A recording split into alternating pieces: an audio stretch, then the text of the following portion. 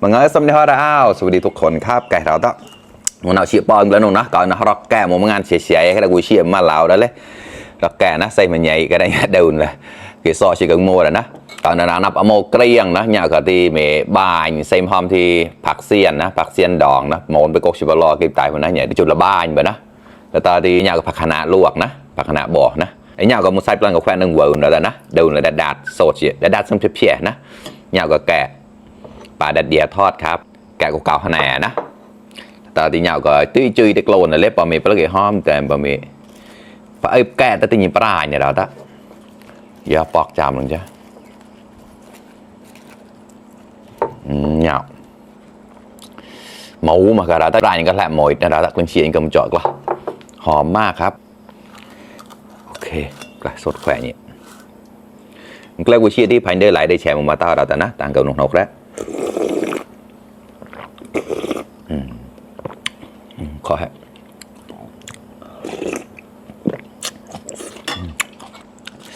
ช่วยรักแกะของเราแต่นะ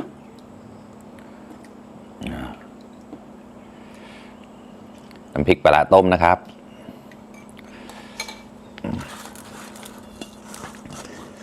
ก่อนน้ำเปิ้ลมุสลิมนี่เท่าไรละเนี่ยละละ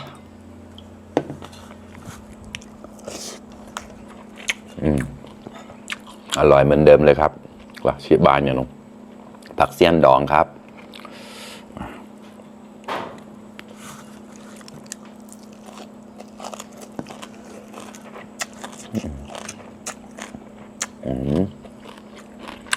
ขออร่อยกล้าแล้วกล้ามากับเพื่อน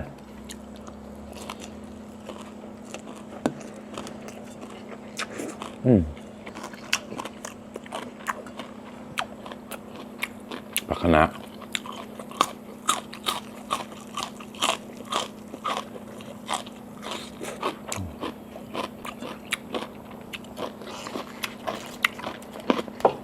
ในปอนแพร่ระดับวุ่นวาย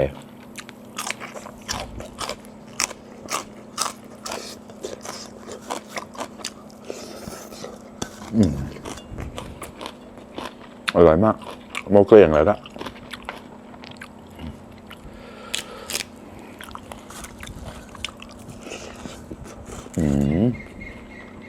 อร่อย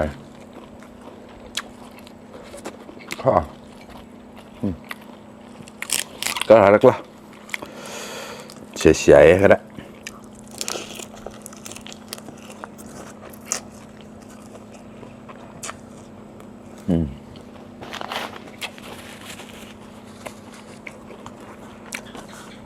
มันก็กูชิปป้อนก็มันจอดแล้วละ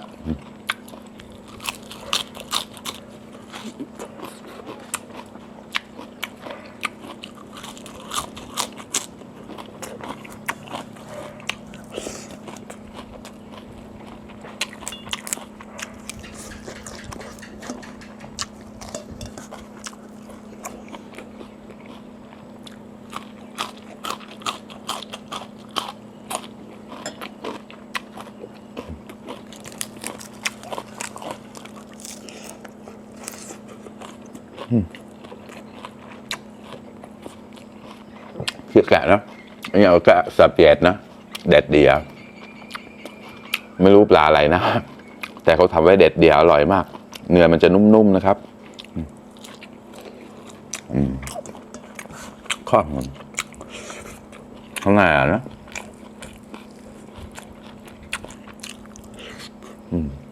อร่อยมาก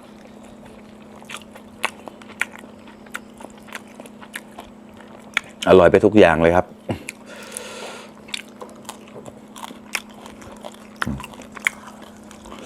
กล้ามากับเพื่อนๆกล้าได้กล้า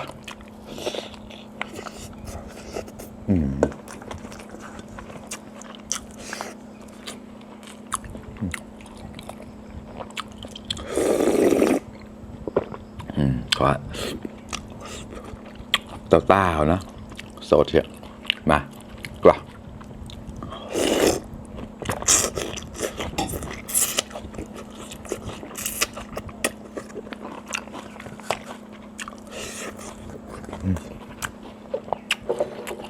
จุ chơi đi lâu này cái tiêu con là một cùi đó đã cưng chép chạm rồi nèมาลองชิมกันครับ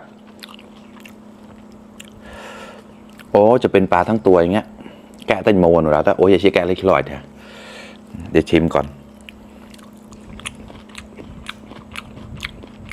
อร่อยกับเจียมหมดนะเพราะว่าอันนี้มันเป็นต้นขมิ้นนะครับอันนี้ที่เขาห่อเนี่ยจะหอมขมิ้นมากครับมาลองชิมดูข้าวผมไปไอ้แกะกันแดดแล้วอร่อยแปะตัวเจ้ากลายนะอร่อยขอบคุณมากเลยครับตั้งใจมันก็จืดเลย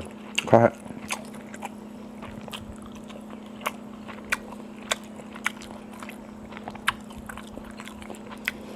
ตอนนั้นเคยไปเนี่ยภาคเหนือเชียงใหม่ซื้อกินเนี่ยลักษณะประมาณนี้นะครับเขาห่อแบบนี้อร่อยแต่น้นยังจะเป็นปลาเล็กๆกันนะแกะโดดเจอนะวันเชียงใหม่แล้วไม่ได้กุยหรือปั๊มเน่าแล้วข้อเกิดอร่อยมากตราเด็กโลนชิกำข้อมาครับ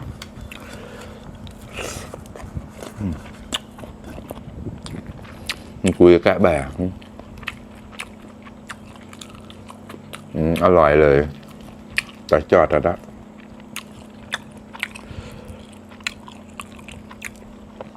จะเด็ดแต่ละเนี่ย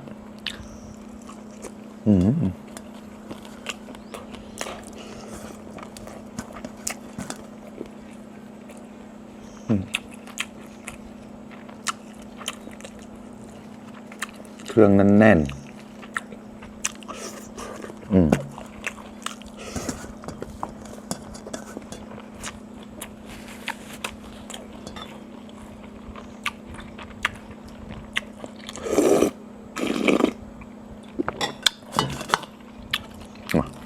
แล้วแกะละ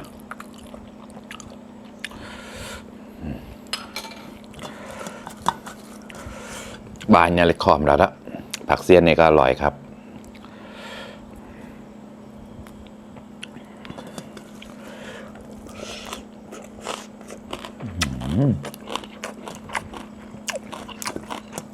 กรอบมา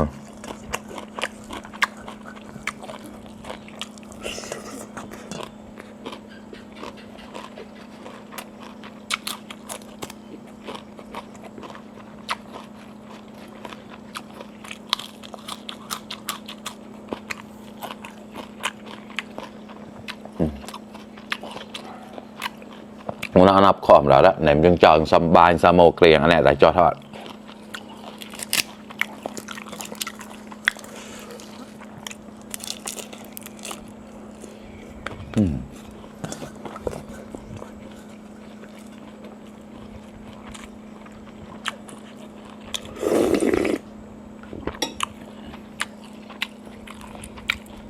อันนี้ก็อร่อยนะเนี่ยเราเชียร์ขอม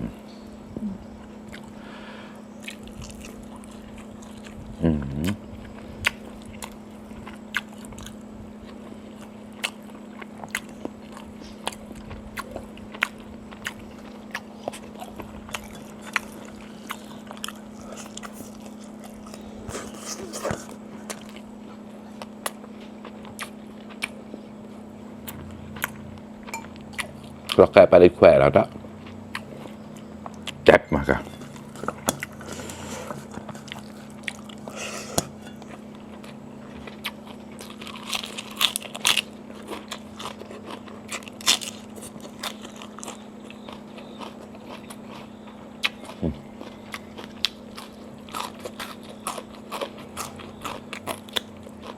จนกรองอย่างนี้เนาะ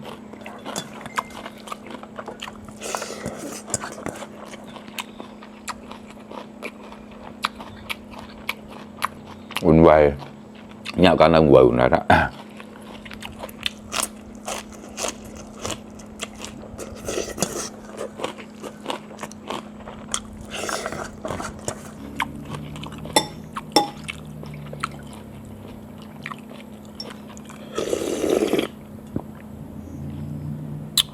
ขอเดี๋ยวนึกก็แจกปลาเนี่ยได้แล้วแจกปลากวาบ Chè khó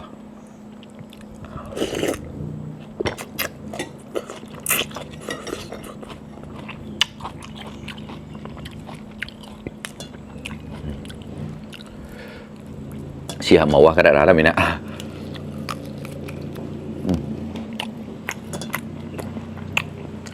Cái nào gặp siêu nghịch lạnh không đó Chè cái đá bát mình thấy tạm không Đó có màu thì Xiêm thì màu tại chấp đấy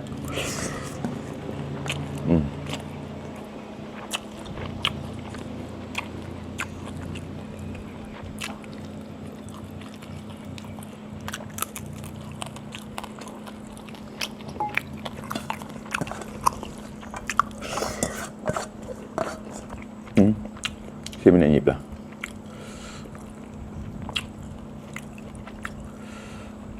Tay chọt vậy